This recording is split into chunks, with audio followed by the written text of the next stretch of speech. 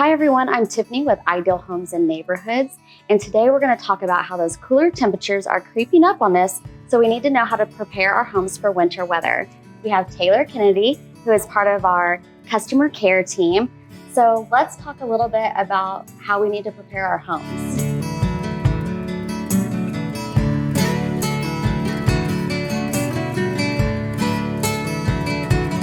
So we hear the weathermen say often to drip our faucets whenever we get into the winter. So what other things could we do to prevent plumbing problems?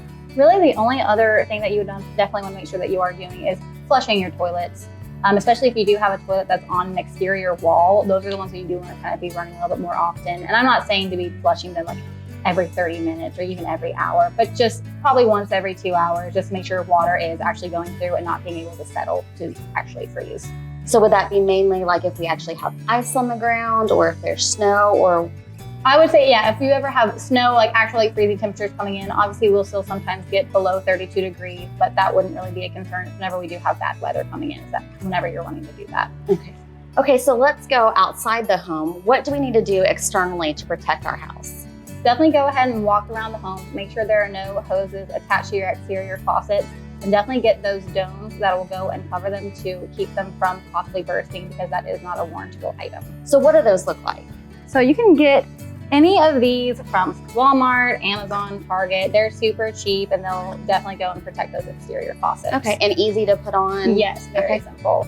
And also another thing, if you do have an irrigation system, if you know how to go and winterize that, I definitely recommend getting that done before we start seeing below freezing temperatures. That is definitely something I wouldn't know how to do. So what would I need to do? You can go and hire a third party to come out and winterize it. You can always call one of the subcontractors that we use to put it in, or you can go through somebody else.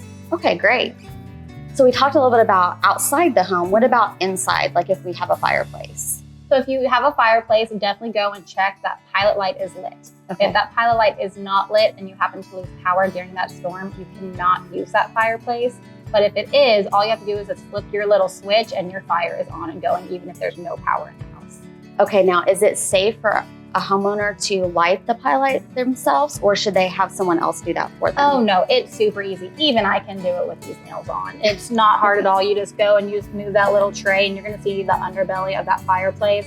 Go and break open your quick start guide that we left you, and it'll walk you through everything that you need to do. Perfect. So what about our furnace? How often should we have it checked? So obviously you do want to go ahead and just make sure your entire HVAC system is serviced twice a year. Okay. But specifically in the fall, that's when they're going to definitely double check that furnace, make sure that there are no gas leaks or anything like that. So just make sure right before fall hits. Just a safety precaution. Great. So are there any tools or equipment that you might suggest that a homeowner have just in case? I would definitely recommend having a shovel just in case. If you happen to have a snowblower, that would be another great thing to use. But I do know a lot of people go out and buy those de-icers and salt for their driveways just to prevent them from freezing. Do not use those. Over time, it's just going to eat through that concrete, and it's just going to cause a problem. But sand is a great substitute, and kitty litter as well. Okay. But if you do use kitty litter, please make sure not to get the one with the colorful beads, because if everything melts, you'll have a beautiful mosaic on your driveway. Oh, very nice.